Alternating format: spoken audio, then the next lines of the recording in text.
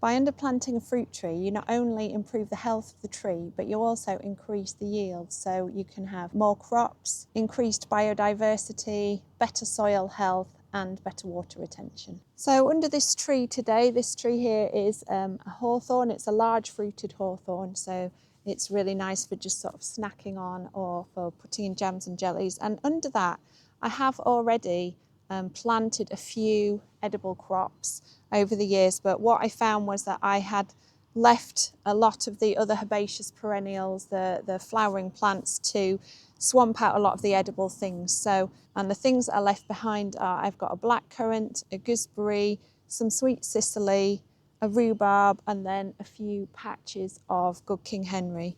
And so if you're starting from scratch and you have absolutely nothing, then these are some plants that grow really well underneath fruit trees because they don't mind a little bit of shade and they still fruit really well. So what I'm going to be doing in this video is showing you how to lift and divide other plants that you might have in your own garden, or you might be able to visit a friend or a neighbour's garden and to take a little division or a cutting.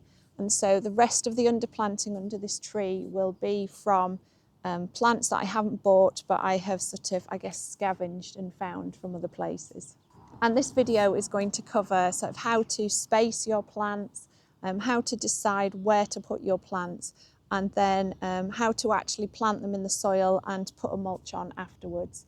And if you're wanting to learn a bit more about how to actually design a fruit tree guild, I'm running on Wednesday the 25th of March, I'm running a fruit tree guild challenge. So during this will be a 1 hour online tutorial where I sort of go through the steps, different steps of designing a fruit tree guild. And so follow along with that. And if you miss the session live, then it will be recorded and posted on my Food Forest Circle Patreon page. So I'll put a link in the comments when that's available, the recorded version is available. So just a few of the plants that I've already got from home, from my house. There is this self-heal. This is a herb and it's a really great one to use medicinally. Self-heal, or sometimes it's called heal-all, so it's just sort of a really good all-round herb for health. And as you can see, I've just dug a chunk up out of my garden. I will be shaking off a lot of the soil because I need to check, like there's the odd little weed here. That's some willow herb. I've also taken some cuttings from my Taunton Dean kale. We did have Taunton Dean kale here a little while ago, but it died one year in the frost. So I bought 3 more cuttings. I'll be cutting these down before I put them in, and I'm going to put 3 in the same spot just as a bit of an insurance policy that hopefully one of them will make it. I've got some artichoke, Jerusalem artichoke. This one is called Sugar Ball. It's a very delicious one that actually was from a client's garden. She just had way more than she could eat, so she gave me some to plant at some of my different community garden projects and things that I'm doing. So I'll be putting some of those in here as well as my root crops. And then I've got this small division, well, it's a seedling really that I've dug up, and this is an eryngium, or also known as a sea holly, called Miss Wilmot's Ghost. And I'm planting that because I want to try and reduce the amount of caterpillar damage that I get on my brassicas, and I have found that this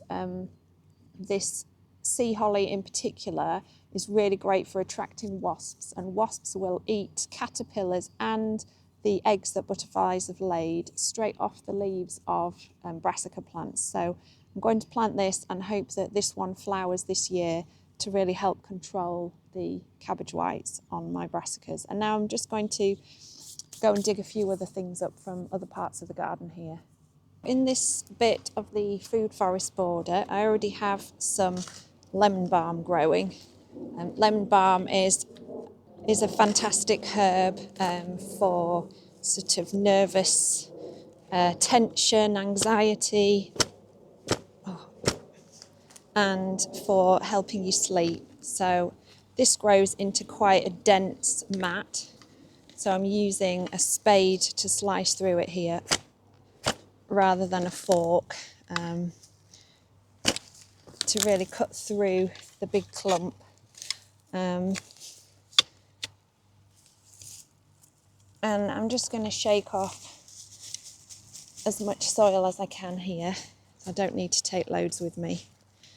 And then really for the bit that's left, just push the soil back over the exposed roots, firm it down a bit. And then that sort of helps stop the lemon balm from spreading into the other plants here in this area, and it also gives me a nice big chunk to divide to put in our new bed.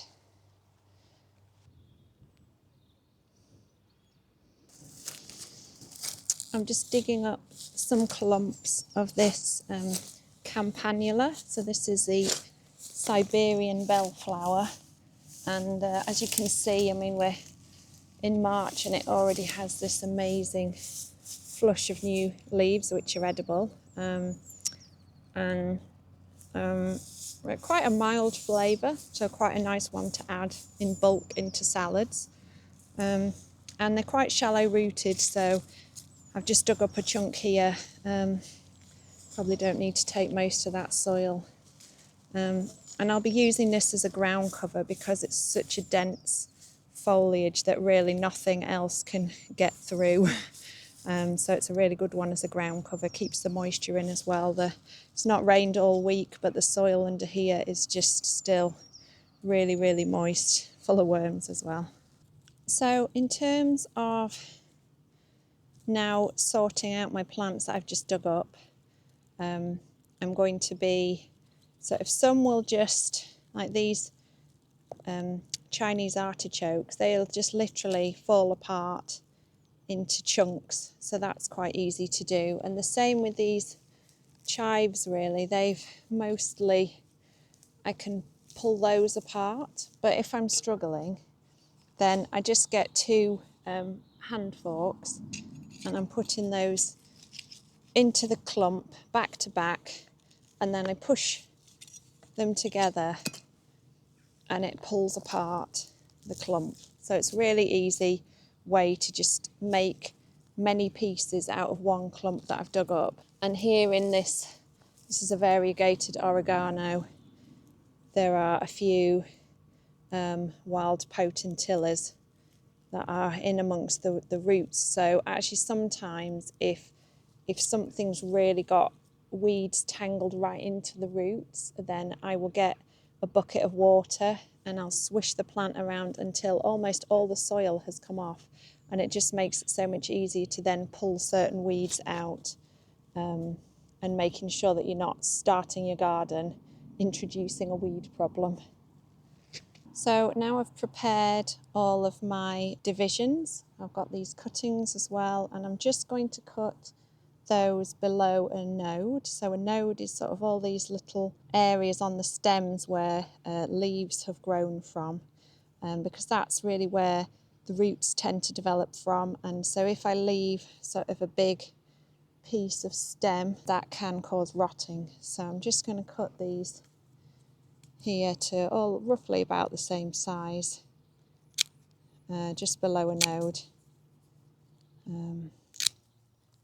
And then I'll be putting those in the ground. And some plants which haven't put up much growth at all, like the self-heal or the oregano, I'm going to leave those as they are, but like these chives here, I will be cutting back the top growth because they put on quite a substantial amount of growth, and I've just disturbed and ripped apart their roots. So they'll start losing a lot of moisture, more than necessarily the roots can take in. So I'll be cutting those back. Obviously you can use all that in your cooking, or you can freeze it, and then soon enough you'll have another fresh flush of growth of chives. So now I'm coming to actually lay the plants out, deciding where they're going. And obviously if you follow along with some of my other videos, and if you're wanting to take part in the Fruit Tree Guild Challenge, then I'll cover how to actually come up with a design and choose the plants in advance. This area is one where I decided what plants I wanted to put in, but I hadn't come up with a design. I just sort of tend to make it up on the spot because I've worked with a lot of these plants for a long time, and so I know how they're going to grow and where I want to place them. But if you're wanting to learn more about how to do a sort of more considered design, particularly if you're just beginning, then follow along with the Fruit Tree Girl Challenge. I'll put the details to register in the comments. So I'm going to put my Taunton kale right on the edge of this guild, and that is partly because it gets quite big, so I want it to sort of grow out that way really. I've got a raised bed full of Babington leeks which are actually going to be coming out, so if I put it over there, there's plenty of room for it to grow into, and also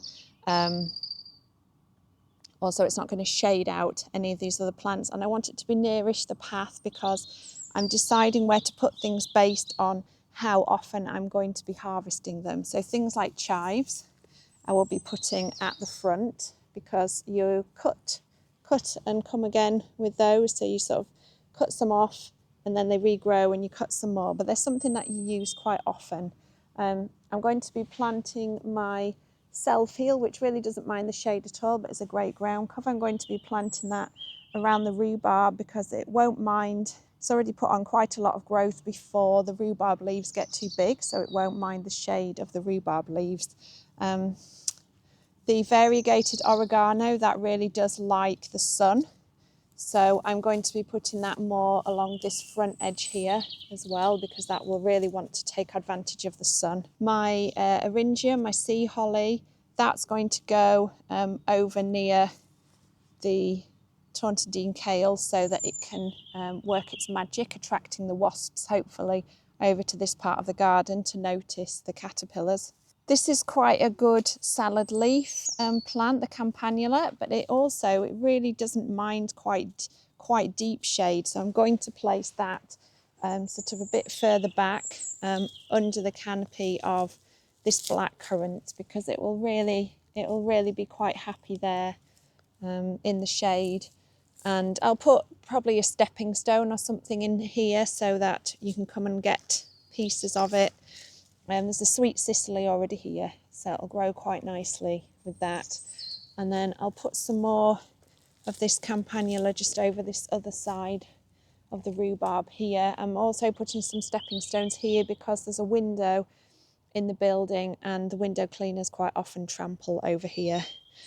So I don't want to put anything that they're going to squash. Then I've got my Jerusalem artichokes, and they grow quite big. And also I don't want to put them too near to the actual trees, because root crops you're going to be digging up to harvest them. So if I put them sort of right up against the tree, I'm going to be doing a lot of damage to the tree's root system when I come to dig them up. So they are quite a large plant.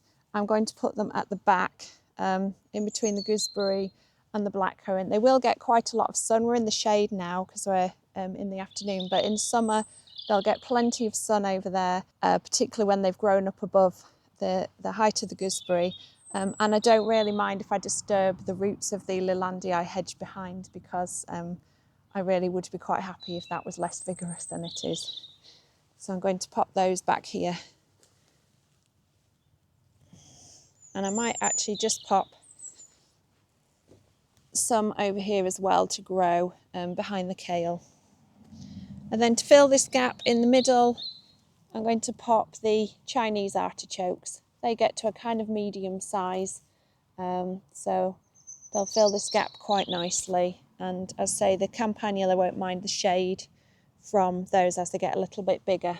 And then the lemon balm, I'm going to pop over here just in front of this gooseberry, and I'll be harvesting that quite often because that's going to be, I'm going to pick it and dry it, so I'll leave it as a tea in the office of Ecology Building Society.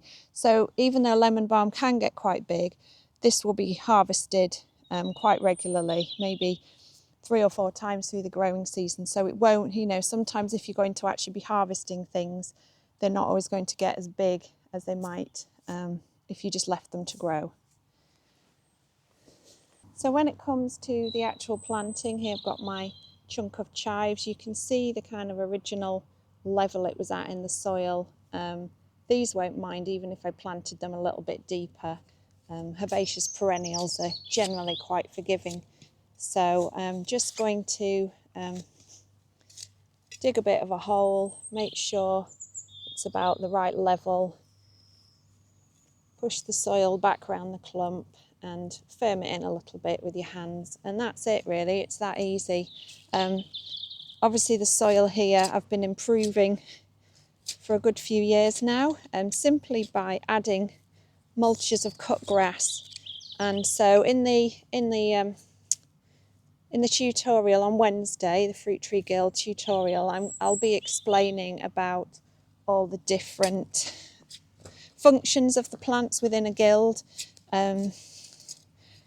But actually for this bed here, I haven't included any nitrogen fixers because it's surrounded by lawn here, and so all I do is simply mulch with grass. Every time I cut the grass, different parts of the bed get mulched. So I haven't included any nitrogen fixers in this design. But if you want to learn more about those, then say register or head over to Patreon if you missed the live session.